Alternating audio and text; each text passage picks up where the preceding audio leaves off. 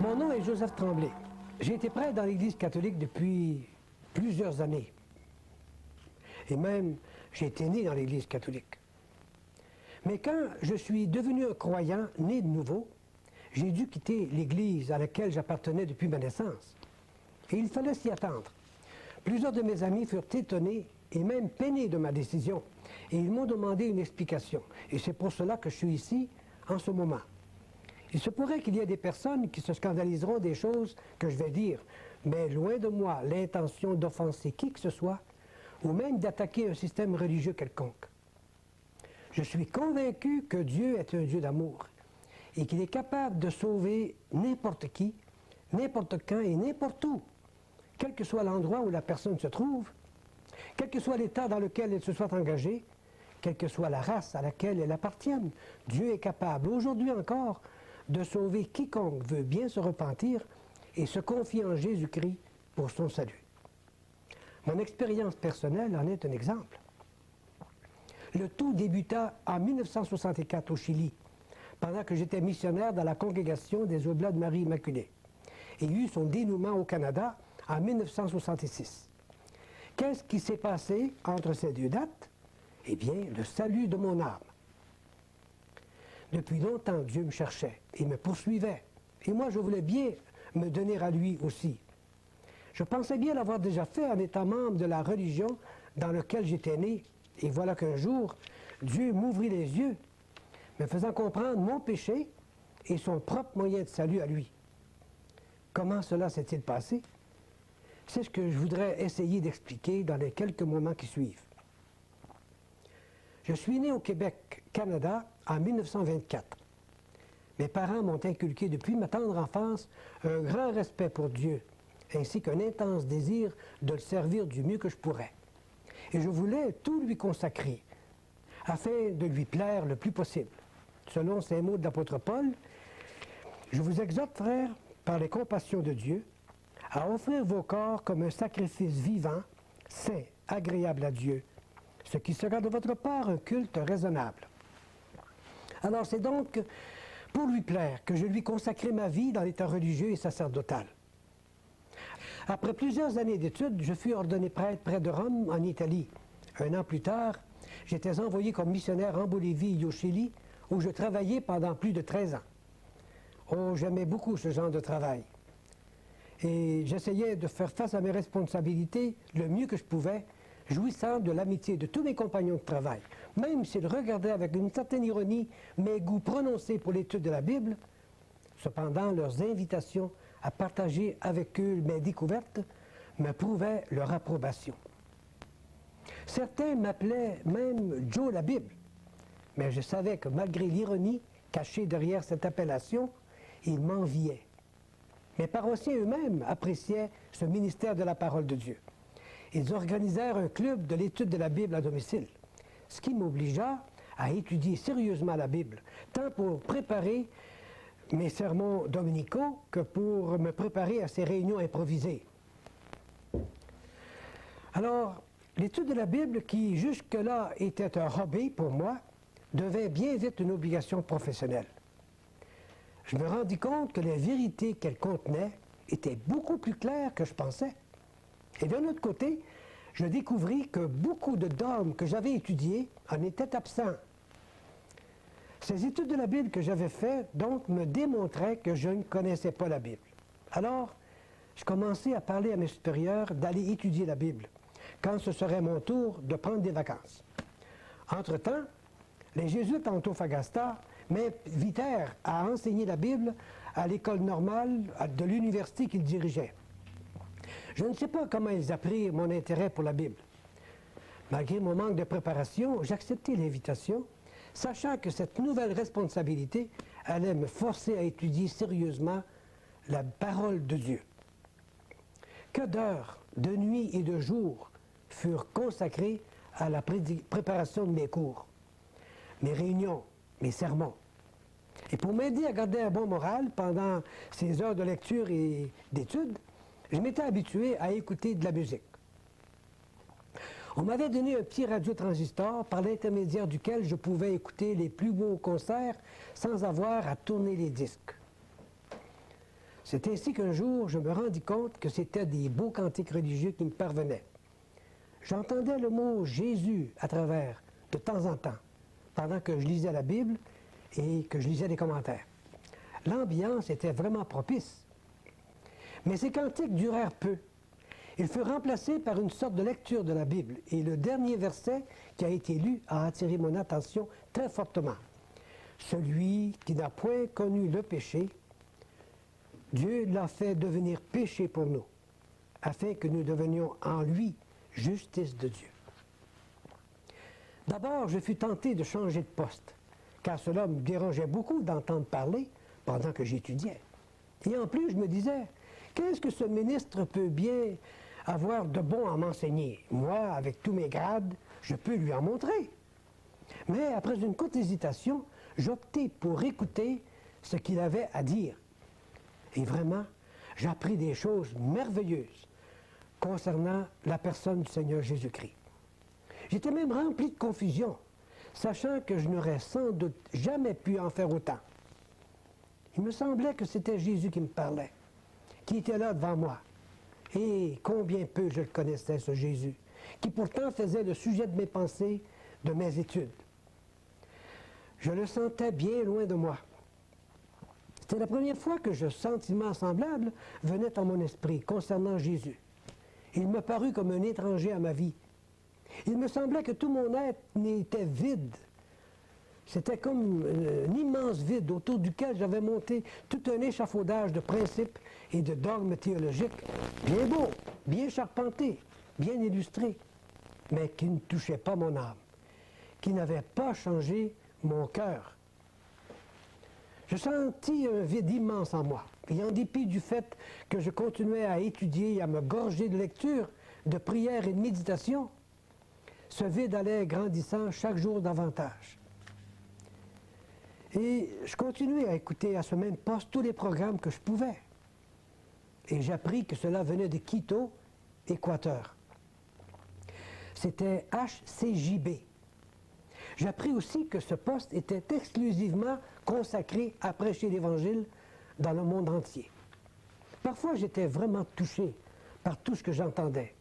Et j'écrivais au poste directement pour les remercier et leur demander des renseignements.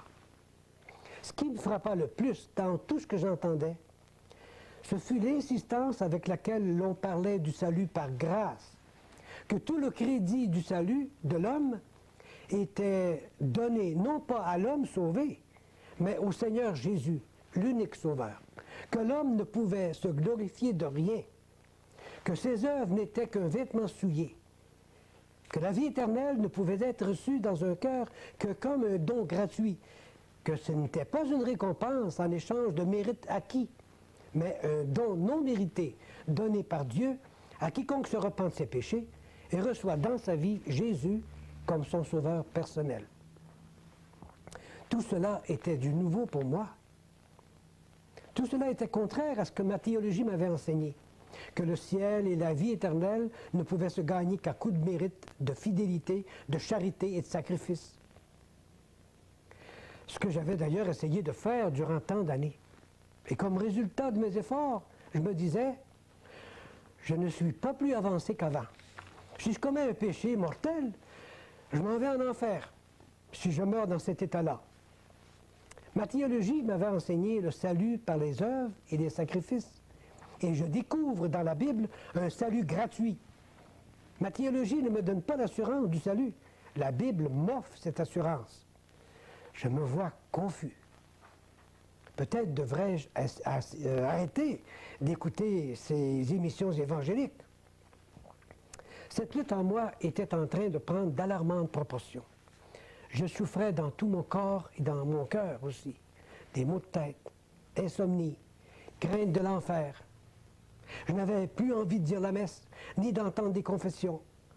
Mon âme avait davantage besoin de pardon et de consolation que toutes les autres âmes au contact desquelles je venais. Et j'évitais tout le monde. Mais Dieu continuait à me parler dans la solitude de mon cœur angoissé. Tant de questions surgissaient à mon esprit, tant d'inquiétudes bouillonnaient dans mon cœur. Et la parole de Dieu vint à mon secours, répandant un baume rafraîchissant sur les chaleurs que je ressentais. Il est écrit, car Dieu a tant aimé le monde qu'il a donné sa vie, son Fils unique, afin que quiconque croit en lui ne périsse point, mais qu'il ait la vie éternelle. Et la parole de Dieu dit, car tous ont péché et sont privés de la gloire de Dieu, et ils sont gratuitement justifiés par sa grâce, par le moyen de la rédemption qui est en Jésus-Christ. Encore un autre verset que j'ai lu, car le salaire du péché, c'est la mort, mais le don gratuit de Dieu, c'est la vie éternelle en Jésus-Christ notre Seigneur. Et beaucoup d'autres textes qui me viennent à l'esprit, textes que je connaissais maintenant pour les avoir souvent écoutés sur les ondes de HCJB. Bien, il me vient à l'esprit de tout raconter à mes supérieurs. Celui qui était dans mon couvent à ce moment-là était un homme très sage et un vrai papa pour chacun.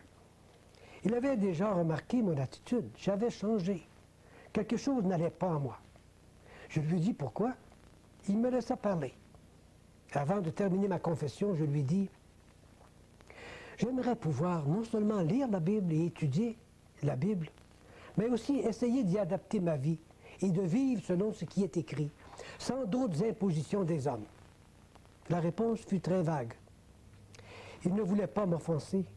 Il me conseilla de continuer à lire la Bible, mais que je devais maintenir ma fidélité aux enseignements de notre mère, la Sainte Église, à laquelle on doit se soumettre, même dans les choses qu'on ne comprend pas. J'écoutais mon supérieur avec tout le respect que je lui devais. Lui-même n'était pas sûr de son salut.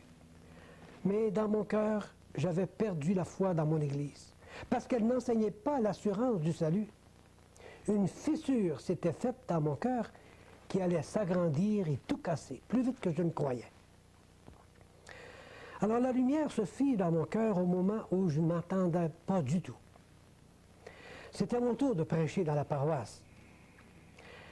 Alors, le samedi antérieur, j'avais, comme d'habitude, écouté le programme de Billy Graham à la radio HCJB, l'heure de la décision. C'était le programme qui m'avait beaucoup aidé à préparer mes sermons les dimanches antérieurs. Cette fois-ci, j'avais choisi comme thème de ma prédication l'hypocrisie religieuse, en me prévalant du passage de l'Évangile selon Matthieu, au chapitre 7e, qui dit ceci. « Ceux qui me disent « Seigneur, Seigneur » n'entreront pas tous dans le royaume des dieux, mais celui-là seul qui fait la volonté de mon Père qui est dans les cieux.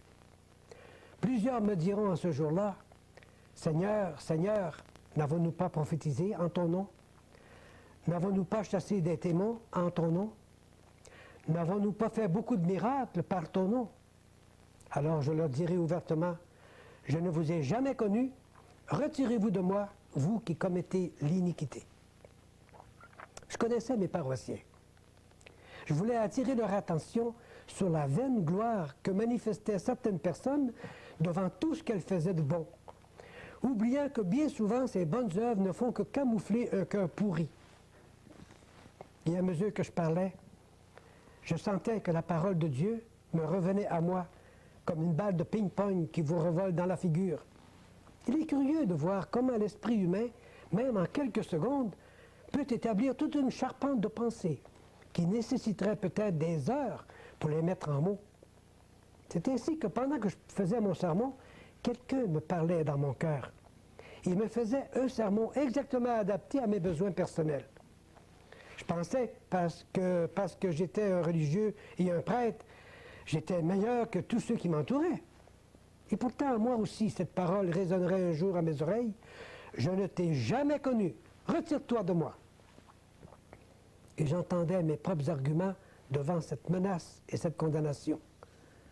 Comment est-ce possible, mon Dieu, que tu ne me connaîtras pas? Ne suis-je pas religieux? Ne suis-je pas ton prêtre? Regarde tous les sacrifices que j'ai faits jusqu'à date.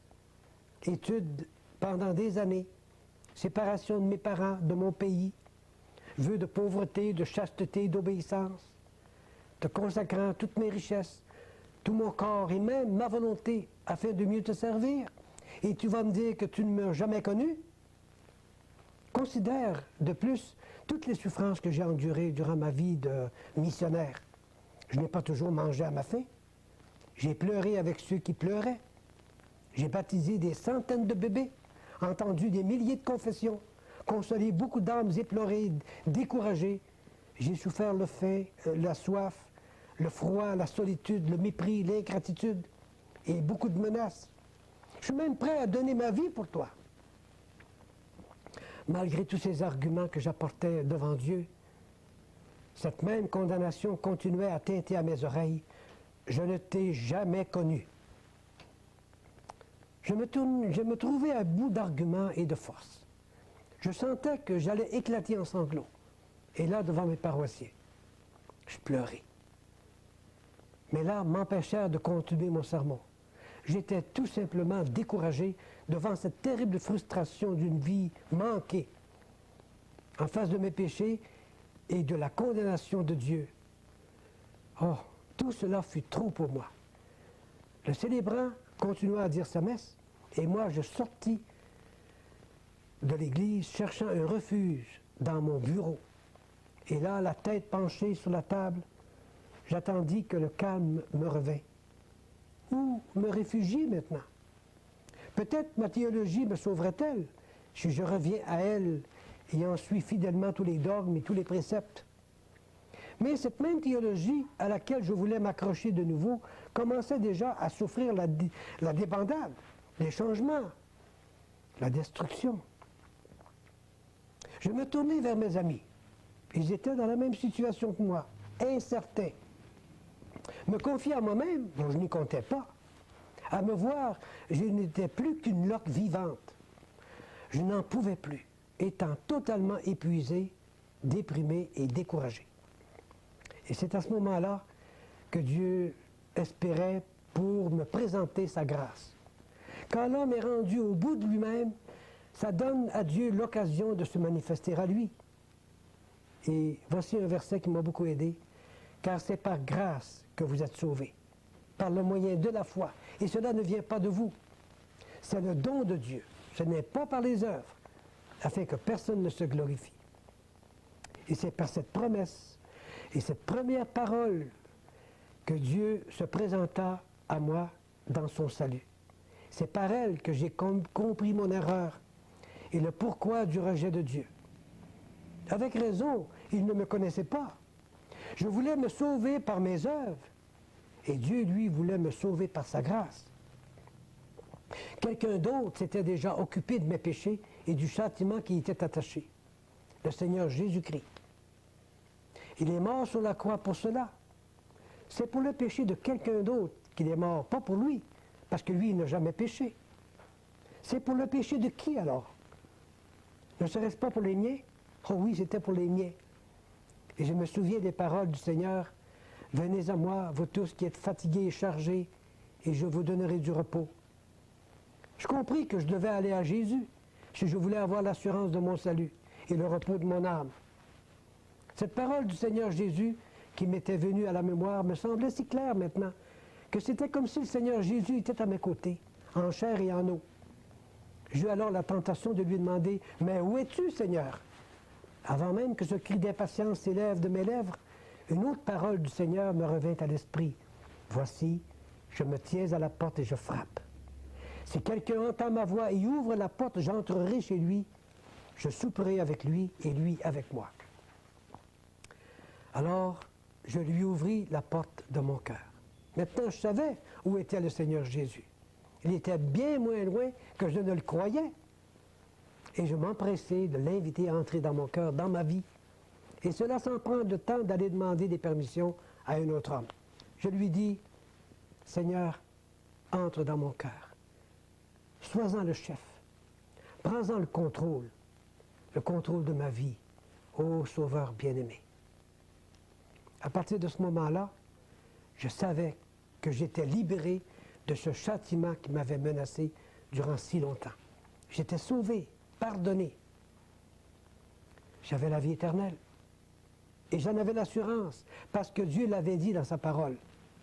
Mais à tous ceux qui l'ont reçu, à ceux qui croient en son nom, elle a donné le pouvoir de devenir enfants de Dieu, lesquels sont nés non du sang, ni de la volonté de la chair, ni de la volonté de Dieu, ni de la volonté de l'homme, mais de Dieu.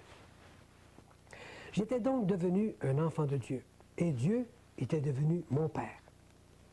Et ce Dieu qui était devenu mon Père commença une œuvre merveilleuse en moi. Je compris alors cette parole que j'avais entendue si souvent. Celui qui n'a point connu le péché, Dieu l'a fait devenir péché pour nous, afin que nous devenions en lui justice de Dieu. Et je me souviens aussi de cette autre parole du Seigneur Jésus-Christ que j'ai lue dans la Bible. Le châtiment qui nous donne la paix est tombé sur lui. Qu'est-ce qui s'est passé dans la suite? Eh bien, je continuais mon ministère sacerdotal du mieux que je pouvais. Mais peu à peu, je sentais que j'étais comme un étranger dans cet état. Je sentis que cette grâce qui m'avait sauvé, qui avait fait de moi un enfant de Dieu, allait entrer en conflit avec les œuvres de l'état dans lequel j'essayais de vivre. J'étais heureux parce que j'avais l'assurance de mon salut, mais j'étouffais en même temps, dans un cadre qui essayait de me pousser à faire des œuvres pour mériter mon salut. Le salut, je l'avais. Alors ces œuvres ont été mises de côté, les unes après les autres. Même ma prédication changea d'orientation et de présentation. Tout ce qui m'intéressait maintenant, c'est ce que Jésus avait fait et ce qu'il était. De sorte que je délaissais les thèmes préparés d'avance par l'organisation liturgique du diocèse pour consacrer tous mes efforts sur la personne et l'œuvre de mon Sauveur bien-aimé, le présentant comme tel aux paroissiens qui étaient abasourdis, ahuris, mais bien souvent aussi édifiés. Quoique je me sentais à l'aise envers Dieu, en ce qui concerne le salut parfait opéré par lui en moi, par son Fils, cependant, je ne me sentais pas à l'aise envers moi-même, ni envers les gens qui m'entouraient. Je portais un costume qui montrait que je suivais une religion basée sur des œuvres pour être sauvé. Tandis que dans mon cœur, je savais que Dieu m'avait pardonné sur la base de ce que son Fils avait fait une fois pour toutes sur la croix du Calvaire. Un sentiment d'hypocrisie s'empara de moi, produisant une situation qui allait devenir intenable, insupportable. Et c'est alors que je demandai à mes supérieurs d'accepter ma démission, sans trop comprendre pourquoi je voulais partir. Ils m'avaient en effet choyé de bien des manières. Rien ne me manquait. Selon eux, c'est vrai que rien ne me manquait en ce qui concerne le vêtement, le manger, le logement, la santé. Mais maintenant que j'avais l'assurance de mon salut, le Seigneur Jésus était devenu mon maître, je n'avais plus rien à faire pour me mériter ce salut gagné pour moi par Christ à un si grand prix. Vous savez, quand un criminel vient au Seigneur en se confiant en lui pour son salut, il ne fait plus les choses criminelles qu'il faisait. Quand un drogué, par exemple, vient au Seigneur, il ne se drogue plus. Quand un adultère vient au Seigneur, il ne commet plus de péché d'adultère. Cela signifie que ce salut, le salut que quelqu'un expérimente, change sa vie. Quant à moi, je n'avais pas commis de grands crimes. Je ne m'adonnais pas à la drogue, ni à d'autres péchés qui auraient pu me classer parmi les grands pécheurs, comme on dit. De quoi allais-je donc me séparer pour prouver ma sincérité devant un Dieu qui m'avait tant aimé jusqu'à donner son Fils pour faire l'expiation de mes péchés?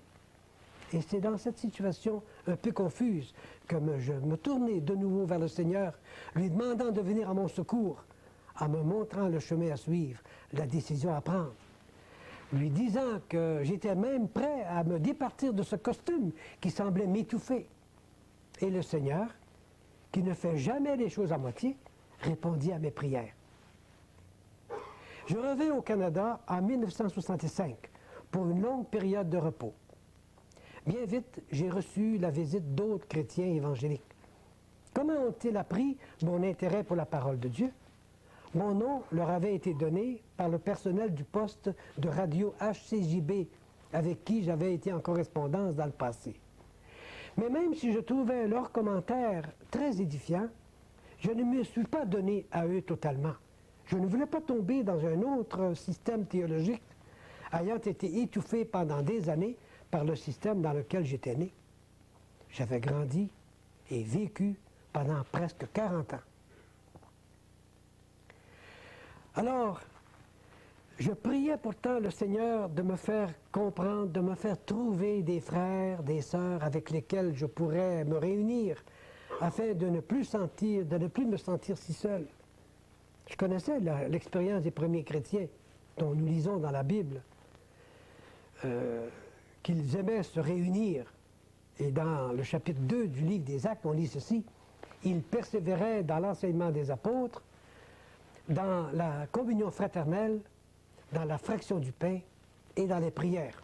Et je me suis demandé, est-ce que les chrétiens continuent à se réunir encore aujourd'hui pour se souvenir du Seigneur en attendant son retour?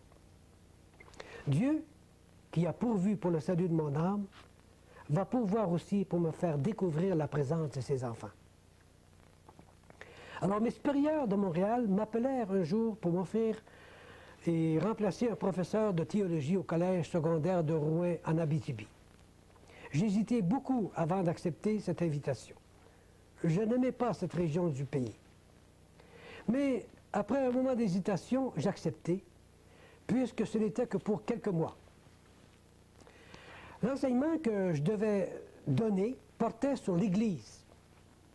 L'on me facilita tous les livres nécessaires pour préparer mes cours. Et je commençais mes préparatifs en ne me servant que de la Bible.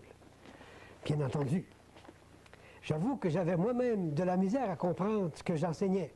Ça contrastait tellement avec ce que j'avais appris au grand séminaire concernant cette Église hiérarchique de laquelle je faisais partie, du moins extérieurement par le costume. Mais j'aimais ça, étudier ce sujet. Pour illustrer mon enseignement, j'employais un petit radiotransistor, un petit enregistreuse plutôt, sur lequel j'enregistrais des interviews que je faisais sur la rue. Et je présentais ça à mes élèves. Un jour, j'appris par le journal local qu'une émission télévisée allait être présentée un certain dimanche. Et le titre du message que l'évangéliste allait présenter est « L'Église ». Alors j'ai enregistré sur ce petit appareil ce programme afin de pouvoir montrer à d'autres et leur faire écouter que d'autres aussi enseignent les mêmes choses que j'enseignais. Ça venait de la Bible. Et j'étais curieux de pouvoir contacter ce monsieur et l'inviter à venir me voir. Et il vint me voir. C'était Gaston Jolet, l'animateur de l'émission L'heure de la bonne nouvelle. Et dans sa conversation, je reconnus en lui quelqu'un qui connaissait vraiment le Seigneur, Jésus, comme son sauveur personnel. Après plusieurs visites qu'il fit à mon domicile, à mon couvent, il m'invita un jour chez lui pour y passer quelques heures pendant la journée de certain dimanche. Et c'est à cette occasion-là que j'assistais pour la première fois au repas du Seigneur. J'avais déjà lu dans ma Bible concernant l'habitude qu'avaient les premiers chrétiens de participer au repas du Seigneur. Et je voulais savoir si ça se pratiquait encore aujourd'hui. Et en assistant à cette réunion pour la première fois, je reconnus, là encore, ce qui était écrit dans la première épître de Paul aux Corinthiens, et je cite, « Car toutes les fois que vous mangez ce pain et que vous buvez cette coupe, vous annoncez la mort du Seigneur jusqu'à ce qu'il vienne. » Dieu avait répondu à mes prières. Il m'avait conduit à des frères et des sœurs dans le Seigneur qui se réunissaient au nom du Seigneur pour se souvenir de lui jusqu'à ce qu'il vienne. Oh, j'étais très heureux. Peu de temps après, j'écrivis à mes supérieurs à Montréal, leur annonçant la nouvelle que j'avais trouvé ma famille et leur demandant de bien vouloir m'obtenir la dispense de mes vœux, de ne plus me considérer comme membre de leur Église, que ma vie dorénavant, le Seigneur Jésus allait s'en occuper. Et c'est ainsi que le Seigneur m'a libéré, non seulement de mes péchés et de la condamnation qui y était attachée, mais aussi de tout système d'hommes qui écrase et étouffe. Une grave question s'est posée. Quand j'ai été sauvé, je me suis demandé si j'allais continuer dans la religion dans laquelle j'avais grandi. D'ailleurs, plusieurs m'ont souvent posé cette question. Pourquoi n'avez-vous pas continué à pratiquer la religion catholique après avoir été sauvé? Oh, chacun devrait se poser cette question et chercher dans la Bible, dans la parole de Dieu, la réponse que Dieu donne à cette grave question. C'est d'ailleurs ce que j'ai fait. Et en décrivant mon exercice spirituel devant cette grande question et la manière dont le Seigneur m'a dirigé, peut-être que d'autres personnes seraient-elles aidées à résoudre aussi leurs problèmes. Il y a deux textes qui se sont présentés à mon esprit dès le début, qui allaient donner une nouvelle orientation à ma vie. Le premier se trouve dans la seconde épître aux Corinthiens. Ne vous mettez pas avec les infidèles un joug étranger. Car quel rapport y a-t-il entre la justice et l'iniquité? Ou qu'y a-t-il de commun entre la lumière et les ténèbres? Quel rapport y a-t-il entre Christ et Bélial? Et quelle part a le fidèle avec l'infidèle? Quel rapport y a-t-il entre le temple de Dieu et les idoles? Car nous sommes le temple du Dieu vivant, comme Dieu l'a dit. J'habiterai et je marcherai au milieu d'eux. Je serai leur Dieu et ils seront mon peuple. C'est pourquoi sortez du milieu d'eux et séparez-vous, dit le Seigneur. Ne touchez pas ce qui est impur et je vous accueillerai. Je serai pour vous un père et vous serez pour moi des fils et des filles, dit le Seigneur Tout-Puissant. Ici, le Seigneur me demande de sortir d'un système qui lui déplaît. Et je me demandais, de quel système est-il question? On m'avait toujours enseigné que ma religion était la meilleure, et qu'en dehors de l'Église, point de salut. Peut-être ne voulait-il pas viser ma religion, après tout. Le second texte se trouve dans le livre de l'Apocalypse, au chapitre 18e. Et on lit ceci. « Et j'entendis du ciel une autre voix qui disait, « Sortez du milieu d'elle, mon peuple, afin que vous ne participiez point à ses péchés, et que vous n'ayez point part à ses fléaux, car ses péchés se sont accumulés jusqu'au ciel, et Dieu s'est souvenu de ses iniquités. » Eh bien ici, Dieu me décrit le système dont il veut que je me sépare, comme étant un système qui est encore dans ses péchés et continue à pécher contre Dieu, comme en lui lançant des flèches. Mais quel était le système dont il est fait mention? Est-ce possible que j'en fasse partie sans le savoir? Et c'est alors que j'ai passé en revue toute ma vie, vérifiant par les Écritures tout ce que je faisais et tout ce que j'étais. Tout comme on le lit dans le livre des Actes concernant les chrétiens de Bérée, qui dit ceci, « Ces Juifs avaient des sentiments plus nobles que ceux des Thessaloniques. Ils reçurent la parole avec beaucoup d'empressement. Ils examinaient chaque jour les Écritures pour savoir si ce qu'on leur disait était exact. Alors je me suis donc mis à étudier les Écritures pour savoir si ce qu'on m'avait enseigné et ce que je faisais était conforme à la parole de Dieu. Et le résultat de mon examen, eh bien, voici le résumé dans les quelques lignes ou dans les quelques paroles qui suivent. D'abord, ce fut la question de l'assurance de mon salut, naturellement. Mon Église m'avait enseigné que personne ne pouvait être sûr d'aller au ciel avant de mourir. Et même elle menaçait d'excommunication quiconque oserait penser le contraire. Mais nous lisons dans la parole de Dieu, « Je vous ai écrit ces choses, afin que vous sachiez que vous avez la vie éternelle, vous qui croyez au nom du Fils de Dieu. » Dieu donc dit à quiconque croit en son Fils pour son salut, « Oui, sache que tu as la vie éternelle. » Alors c'est ce que j'ai fait. Je me suis repenti et j'ai mis ma foi pour mon salut dans la personne et l'œuvre du Seigneur Jésus-Christ. Donc je sais que je suis sauvé. Les hommes avec leur théologie disent « Non, tu ne peux pas être sûr. Personne ne peut être sûr. » Qui a raison? C'est Dieu, naturellement. C'est juste pour que nous ayons l'assurance d'être sauvés que Dieu a dit ces choses dans la parole. Un autre point qui m'a paru être en désaccord avec la parole de Dieu, c'est la question du pardon des péchés. C'est un grand problème que l'homme veut résoudre. Eh bien, ce grand problème, c'est celui de savoir comment ces péchés peuvent être pardonnés et que seul le Seigneur Jésus peut les pardonner. En ce qui me concerne, j'avais fait tout ce qui était à mon pouvoir pour obtenir cette sécurité et cette paix, en me soumettant à tout ce que mon Église m'avait enseigné. Chaque semaine, après avoir fait mon examen de conscience, je me confessais à un autre prêtre.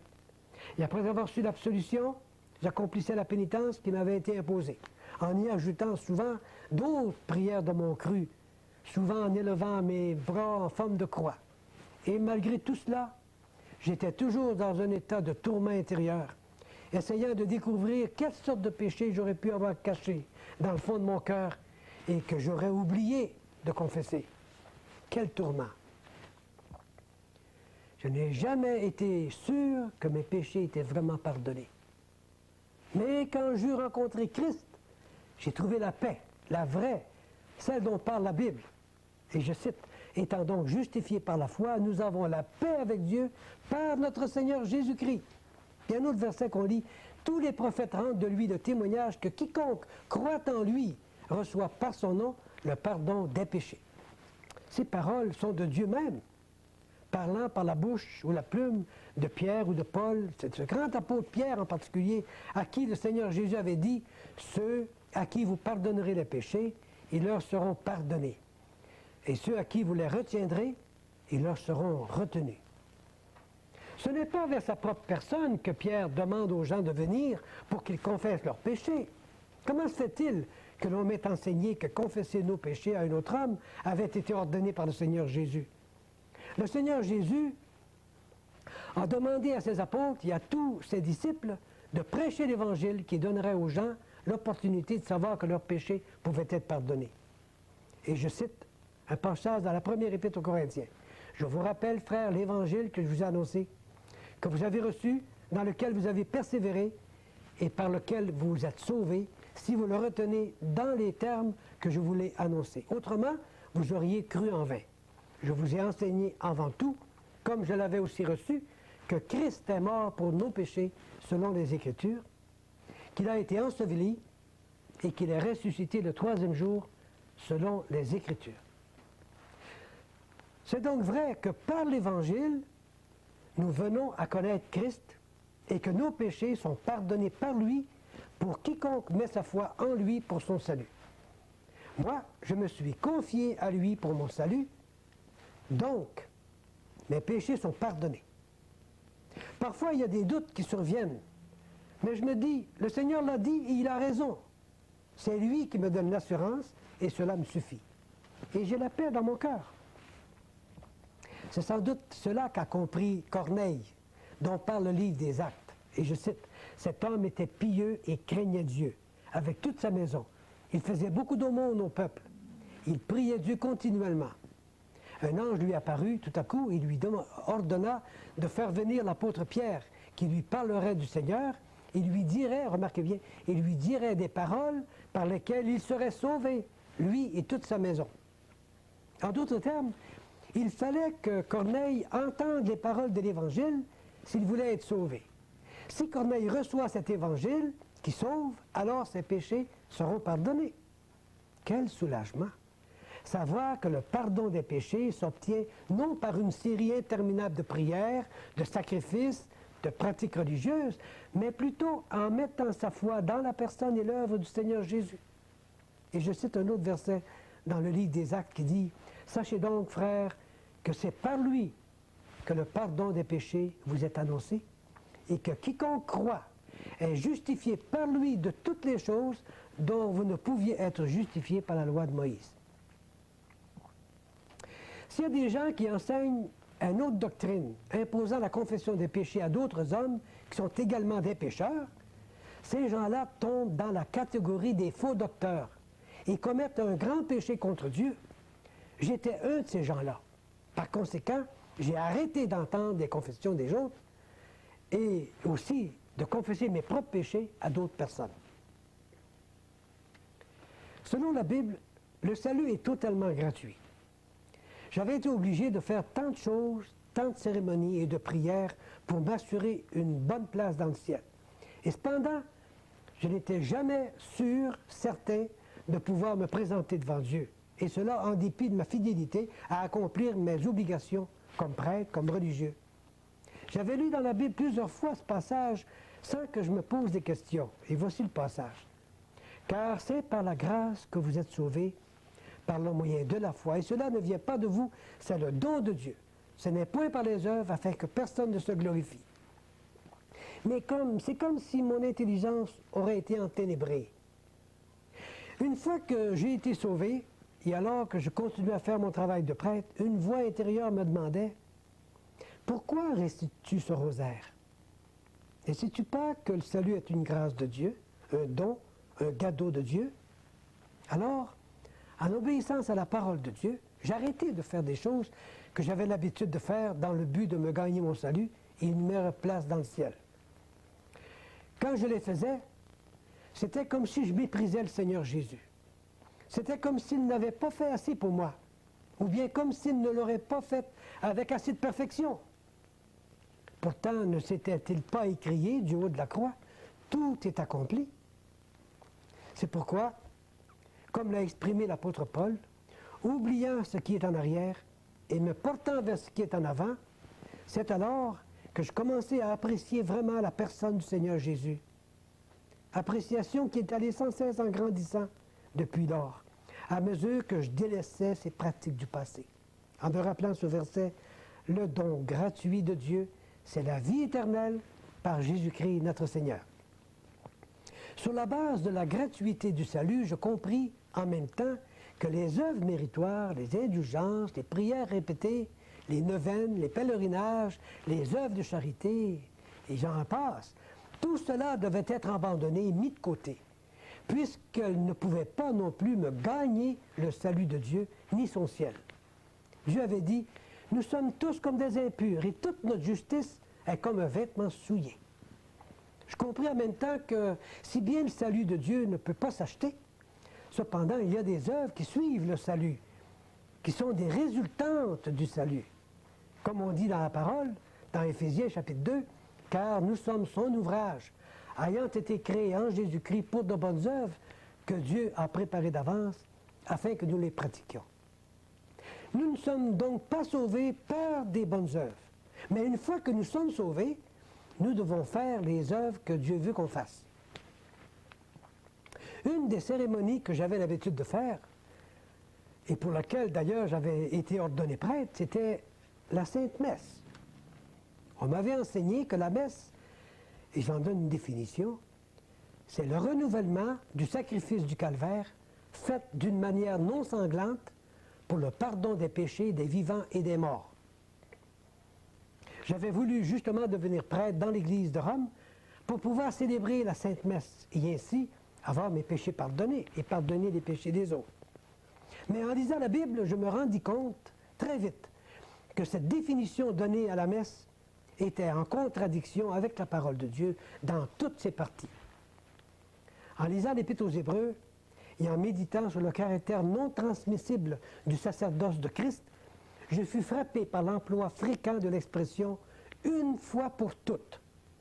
Voici, il est écrit par exemple, « Il nous convenait en effet d'avoir un souverain sacrificateur comme lui, saint, innocent, sans tache, séparé des pécheurs, et plus élevé que les cieux, qui n'a pas besoin, comme les souverains sacrificateurs, d'offrir chaque jour des sacrifices, d'abord pour ses propres péchés, ensuite pour ceux du peuple, car ceci il a fait une fois pour toutes, en s'offrant lui-même. » Dans ce passage, le Seigneur Jésus fait une comparaison entre lui-même et les prêtres de l'Ancien Testament, en disant ceci, « Mais Christ est venu comme souverain sacrificateur des biens à venir.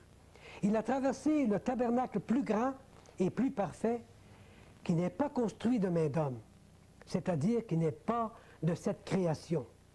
Et il est entré une fois pour toutes dans le lieu très saint. » Un peu plus loin, nous disons, « Ce n'est pas pour s'offrir lui-même plusieurs fois, mais maintenant, à la fin des siècles, il a paru une seule fois pour effacer le péché par son sacrifice. Il s'est offert une seule fois pour porter les péchés de beaucoup d'hommes. » Et enfin, dans le chapitre 10 de l'Épître aux Hébreux, il est marqué « Nous sommes sanctifiés par l'offrande du corps de Jésus-Christ une fois pour toutes. Et lui, après avoir offert un seul sacrifice pour les péchés, s'est assis pour toujours à la droite de Dieu. » Tout ceci signifie que le sacrifice du Seigneur Jésus-Christ ne peut pas être renouvelé ni répété parce que lui, il l'a fait à la perfection et que nos péchés furent effacés complètement. Mais l'homme insiste. Nous devons renouveler le sacrifice du calvaire. Dieu dit non. Mon fils l'a fait une fois pour toutes. Qui a raison? Bien Dieu, naturellement. Et l'homme commet un grave péché contre Dieu en voulant renouveler ou répéter ce qui a été fait par Dieu parfaitement et une fois pour toutes. Je sais par expérience que ce renouvellement apporte beaucoup d'argent dans les mains de ceux qui célèbrent la messe. Mais le Seigneur Jésus n'a-t-il pas dit « Faites ceci en mémoire de moi » Cela est vrai. Et c'est justement cela qu'ont commencé à faire les premiers chrétiens, aussitôt qu'ils eurent pu se réunir. Comme c'est marqué dans le livre des Actes, le premier jour de la semaine, nous étions réunis pour rompre le pain. Voilà, c'était le repas du Seigneur qu'ils faisaient, pour se souvenir du Seigneur Jésus.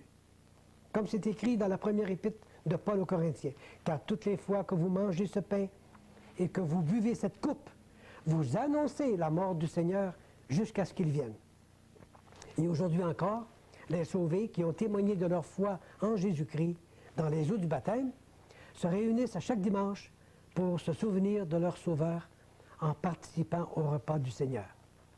Et c'est justement durant un de ces repas du Seigneur auxquels j'avais été invité un jour que j'ai reconnu qui étaient les véritables sauvés. Et avec quelle joie ils aimaient se réunir pour manifester leur gratitude envers leur Sauveur en l'adorant et en le remerciant. Ce repas du Seigneur était célébré non pas pour que les péchés soient pardonnés, mais justement parce que leurs péchés avaient été pardonnés déjà, à cause du Seigneur Jésus-Christ qui a livré son corps sur la croix du Calvaire et qui a versé son sang en expiation pour les péchés. La question du pardon des péchés est réglée pour les sauvés. Quelle différence avec la messe du système auquel j'avais appartenu? La messe était célébrée pour obtenir le pardon des péchés. Mais la Bible dit, sans effusion de sang, il n'y a pas de pardon. Or, la messe est un sacrifice non sanglant, fait sans effusion de sang. Alors, je comprends pourquoi il n'y avait pas de pardon des péchés. Et même s'il aurait été possible de célébrer des messes durant toute l'éternité, eh bien, durant toute l'éternité, les péchés n'auraient pas été pardonnés, et par conséquent, ils auraient été soumis au juste jugement de Dieu pendant toute l'éternité. On ne peut imaginer la gratitude de mon âme envers la personne de mon Sauveur pour son œuvre magnifique du salut opéré sur la croix du Calvaire.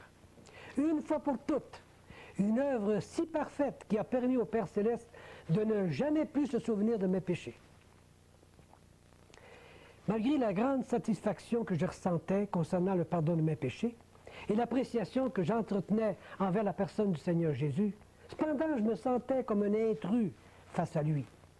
Me sachant sauvé par grâce, j'ai continué durant un bout de temps à exercer mon ministère sacerdotal, portant sur mon corps, devant les gens, le costume du prêtre et le titre du prêtre. Pendant ce temps-là, une des paroles de la Bible me harcelait profondément. Mais lui, parce qu'il demeure éternellement, possède un sacerdoce qui n'est pas transmissible. Dieu était en train de me dire, il n'y a qu'un seul prêtre, c'est mon fils. Et son sacerdoce ne peut pas être transféré ni transmis à personne d'autre. Mais encore là, l'homme, avec sa théologie, rétorque, il nous faut des prêtres, puis on va s'en faire. Qui a raison? Dieu, naturellement. Quand j'eus renoncé au sacerdoce humain, j'ai commencé à comprendre le plan que Dieu avait à l'égard de tous les croyants. Il a voulu les faire un avec Christ et en Christ, intégrés à l'état sacerdotal de son Fils dans le ciel. Comme on lit dans la parole de Dieu, première épître de Pierre. Et vous-même, comme des pierres vivantes, édifiez-vous pour former une maison spirituelle, un saint sacerdoce, afin d'offrir des victimes spirituelles agréables à Dieu par Jésus-Christ. Cela signifie que tous les croyants, tous ceux qui sont sauvés par la foi en Jésus-Christ, qu'ils soient hommes ou femmes ou enfants, sont tous membres de la famille sacerdotale du Seigneur Jésus-Christ.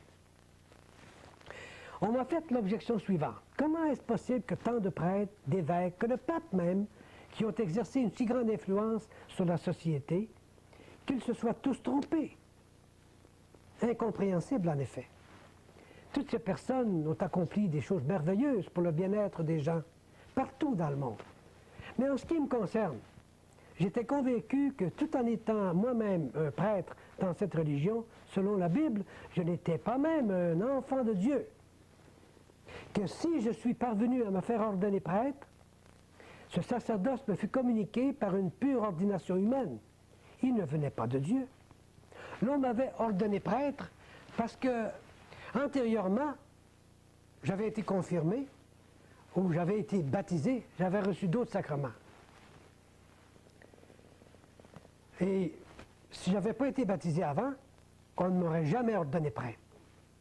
Le baptême dont on m'a baptisé, comme étant petit bébé, a été, selon cette religion, mon entrée dans le christianisme. J'ai appris plus tard que, par ce baptême, j'étais devenu un enfant de Dieu. Mais je sais maintenant qu'on ne devient pas un enfant de Dieu, ni par une cérémonie religieuse quelconque, ni par aucune œuvre qu'on pourrait faire. C'est plutôt par la foi en Jésus-Christ qu'on devient un enfant de Dieu. Alors si mon baptême ne faisait pas de moi un enfant de Dieu, à quoi m'auraient servi les autres sacrements que j'avais reçus après ou que j'aurais pu recevoir plus tard? Même si on m'avait consacré évêque, cela n'aurait pas servi à grand-chose. Et que se serait-il passé si on m'avait couronné pape? C'est le Seigneur Jésus-Christ qui a demandé à tous ceux qui croiraient en lui qu'ils témoignent de leur foi publiquement, et ce témoignage exigé par le Seigneur se fait par le baptême par immersion. Ce baptême démontre devant tout le monde, d'une manière visible, ce qui s'est passé d'une manière invisible dans l'âme de chacun quand Dieu a sauvé cette personne-là. C'est une cérémonie qui décrit notre identification avec le Seigneur dans sa mort, dans son ensevelissement et dans sa résurrection. Le baptême ne sauve personne. Il ne fait que démontrer d'une manière illustrative ce qui s'est passé quand on a été sauvé. Mais l'homme dit, il faut se faire baptiser pour recevoir la vie de Dieu. Dieu dit non. Le salut est un don gratuit, donné à quiconque se repent et croit en mon Fils. Qui a raison? Dieu, naturellement.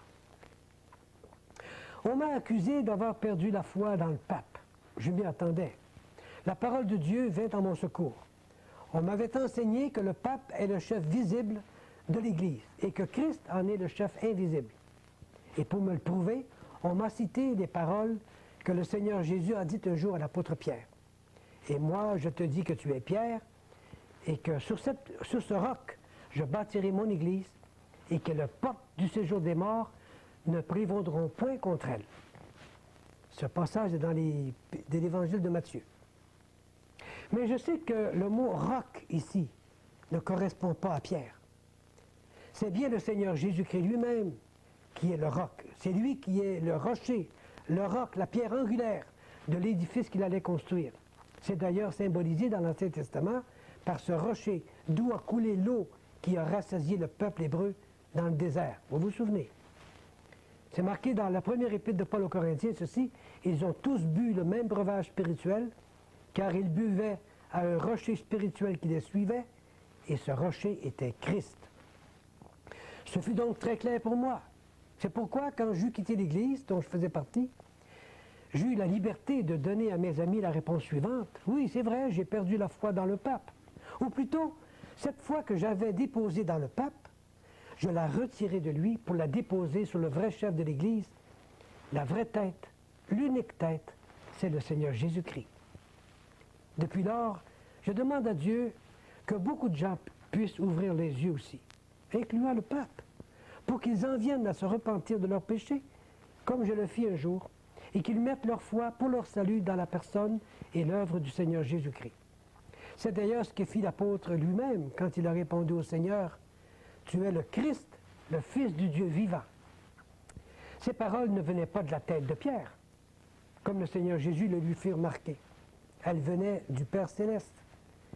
C'est ce Saint-Esprit qui m'a poussé à mettre ma foi en Jésus-Christ pour mon salut. N'importe qui, entendant la bonne nouvelle de l'Évangile, doit aussi confesser Jésus de la même manière. Il doit déclarer et reconnaître « Tu es le Christ, le Fils du Dieu vivant ». C'est ça la déclaration de foi que le Seigneur Jésus s'attend à entendre de la part de quiconque veut bien le reconnaître comme Sauveur et Seigneur. Je l'ai fait un jour.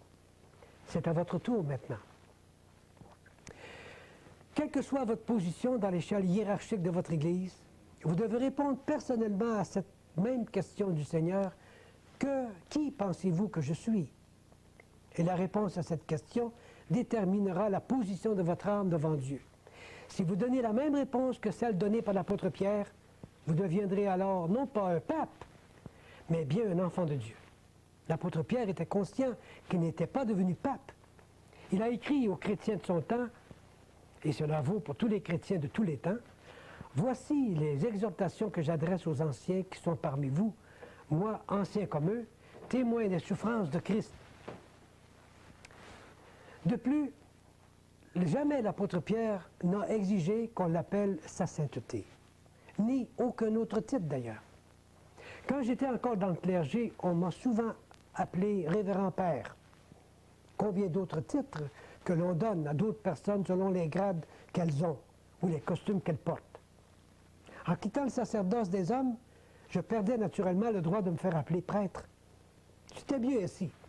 Il est écrit « N'appelez personne sur la terre votre père, car un seul est votre père, celui qui est dans les cieux. Ne vous faites pas non plus appeler directeur, car un seul est votre directeur, le Christ. » Alors les hommes, cependant, ils ont continué à appeler leurs prêtres révérends, et d'autres révérendissime, monseigneur. Et même ils ont poussé l'insolence jusqu'à employer le titre sa sainteté, ignorant le fait que ce dernier titre ne peut pas être attribué qu'à Dieu seul. C'est lui qui le mérite. Quelle audace! Combien de flèches contre Dieu! Plusieurs de mes amis et collègues ont pensé que le motif qui m'a poussé à quitter l'Église a été celui de pouvoir me marier. Ils ont même allégué que je camouflais ce désir intérieur derrière la façade de l'Évangile. Je laisse à Dieu le soin de s'occuper d'eux et de leur ouvrir les yeux. Quant à moi, j'étais sauvé, j'étais devenu un enfant de Dieu par la foi en Jésus-Christ, et je savais que mon Sauveur et mon Seigneur allait s'occuper de moi dans tous les détails de ma nouvelle vie, et il a fait merveilleusement. 3 années plus tard, il m'a fait rencontrer celle qui, depuis, est mon épouse, Jessie McGowan. C'est une chrétienne expérimentée dans les choses du Seigneur. Parlant de mariage, j'ai appris par la parole de Dieu que le mariage est un état voulu par Dieu pour tout le monde. Personne ne peut mettre d'empêchement à cette volonté de Dieu sans aller à l'encontre de ses plans.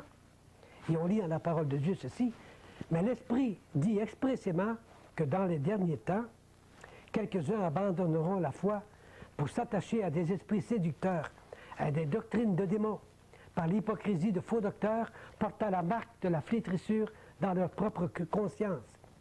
Ils prescrivent de ne pas se marier et de s'abstenir d'aliments que Dieu a créés pour qu'ils soient pris avec action de grâce par ceux qui sont fidèles et qui ont connu la vérité. Car tout ce que Dieu a créé est bon. Et rien ne doit être rejeté pourvu qu'on le prenne avec action de grâce. Donc Dieu dit, le mariage est bon pour tout le monde. Mais l'homme rétorque, non, le mariage n'est pas bon pour les prêtres, les religieuses ou les religieux. Qui a raison? C'est Dieu, évidemment. Comme prêtre, je m'engageais à me soumettre au pape et à enseigner et à prêcher des doctrines qui m'étaient imposées. Mais une fois soumis au contrôle de Christ et de sa parole, je découvris bien vite que la plus grande partie des dogmes qu'on m'avait enseignés ne se trouvaient pas dans la Bible, en particulier ceux concernant Marie, la mère de Jésus. On l'appelait la mère de Dieu, l'Immaculée Conception, l'Assomption, la médiatrice de toute grâce, la reine du monde et beaucoup d'autres titres. Tous ces titres sont connexes les uns aux autres, mais aucun ne se trouve dans la Bible. Le point de départ de tous ces titres se trouve dans celui de Mère de Dieu. Marie n'est pas la mère de Dieu. Dieu n'a pas de mère. Elle est la mère de Jésus, oui, qui est le Fils de Dieu qui a pris une nature humaine dans le sein virginal de Marie. Les gens du monde de la théologie ont voulu lui donner le nom de Mère de Dieu, et pour légitimer ce titre, ils ont aussi trouvé celui d'Immaculée Conception, naturellement. Car ils se sont dit, il ne convient pas que la mère de Dieu soit née dans le péché. avec un péché dans l'âme. Alors, ils ont inventé l'idée qu'elle aurait été conçue sans péché dès le sein de sa mère. La Bible parle, oui, de quelqu'un qui a vraiment été conçu sans péché dès le sein de sa mère. C'est Jésus. Il a été conçu sans péché par l'opération du Saint-Esprit dans le sein de Marie. C'est marqué dans l'Évangile de Luc, ceci. L'ange lui répondit, « Le Saint-Esprit viendra sur toi, et la puissance du Très-Haut te couvrira de son ombre. C'est pourquoi le Saint-Enfant qui naîtra de toi sera appelé Fils de Dieu. » Selon ces paroles de l'ange, c'est le Seigneur Jésus qui est immaculé dans sa conception, et non pas Marie. Selon la Bible, donc, Marie, tout comme les autres personnes qui sont nées dans ce monde, depuis le péché d'Adam, tombe elle-même dans la catégorie des pécheurs. Elle a eu besoin d'un sauveur, tout comme vous et moi. C'est bien ce qu'elle-même a compris quand elle s'est exclamée dans son cantique le Magnificat, « Mon âme exalte le Seigneur, et mon esprit se réjouit en Dieu, mon sauveur. » Si Marie a appelé Jésus son sauveur, c'est qu'elle avait besoin d'être sauvée, d'être bénéficiaire, elle aussi, de ce salut offert gratuitement à quiconque se repent et croit. Et comme conclusion, Marie n'est pas immaculée dans sa conception. Si elle n'est pas immaculée dans sa conception, les autres titres qui lui sont attribués ne valent pas non plus. Ces titres ne sont que des résultats de la des hommes, contre laquelle le Saint-Esprit nous met en garde. Et je vous cite ce verset dans la parole de Dieu qui se trouve dans l'Épître aux Colossiens. « Prenez garde que personne ne fasse de vous sa proie par la philosophie, par une vaine tromperie, s'appuyant sur la tradition des hommes, sur les principes élémentaires du monde et non sur Christ. » Un des titres attribués à Marie est celui de médiatrice de toute grâce. Mais la parole de Dieu nous présente le Seigneur Jésus comme le seul médiateur. Et je cite le verset dans 1 Timothée. « Car il y a un seul Dieu et un seul médiateur entre Dieu et les hommes, Jésus-Christ homme. » Alors, Marie n'est pas médiatrice. J'aime bien Marie. Elle est la mère de mon Sauveur, le Seigneur Jésus-Christ. De plus, c'est elle qui, en ce qui me concerne, m'a présenté son Fils. Elle m'a mis en contact avec le Sauveur de mon âme. Ce fut en effet une parole sortie de sa bouche lors des noces de Cana qui m'a personnellement permis de porter mon attention vers le Seigneur Jésus-Christ. Elle a dit au serviteur, « Faites tout ce qu'il vous dira. » Eh bien, c'est ce que j'ai fait moi-même. Je me suis mis à l'écoute du Seigneur Jésus, sous l'invitation de Marie. Je me suis mis à l'écoute du Seigneur par la lecture de la Bible, qui est la parole du Seigneur. Le résultat, le salut de mon âme. Je suis sauvé. Marie a appelé Jésus mon sauveur. Moi aussi, je l'ai appelé mon sauveur, parce que je l'ai reconnu comme celui qui a porté mes péchés sur la croix, qui est mort à ma place et qui est maintenant vivant pour me donner sa vie et vous la donner à vous aussi. N'aimeriez-vous pas, à votre tour, cher ami, vous mettre à l'écoute du Seigneur Jésus et vous confier à lui pour votre salut? Durant ces dernières années que j'ai vécues dans l'Église, j'ai vu beaucoup de changements s'opérer, des enseignements différents, des pratiques nouvelles. Maintenant que j'appartiens à l'Église du Seigneur, je regarde en arrière et je me réjouis d'avoir quitté un système humain qui est soumis à tant de changements et qui crée tant de confusion. C'est le sort qui attend toute organisation humaine. Tout ce qui est humain change. Mais la parole de Dieu ne change pas. Le ciel et la terre passeront, mais mes paroles ne passeront point, a dit le Seigneur Jésus. Se confier à cette parole de Dieu donne une grande confiance, une forte assurance et un grand repos d'esprit. Tandis que le fait de se confier dans la parole des hommes, leur doctrine, ne fait que laisser un arrière-goût d'inquiétude, en plus de tomber sous la malédiction de Dieu. On a demandé, comment se fait-il que tu aies accepté toutes ces doctrines pendant des années et que maintenant tu les rejettes toutes? Mais la réponse, j'étais aveugle. Maintenant je vois.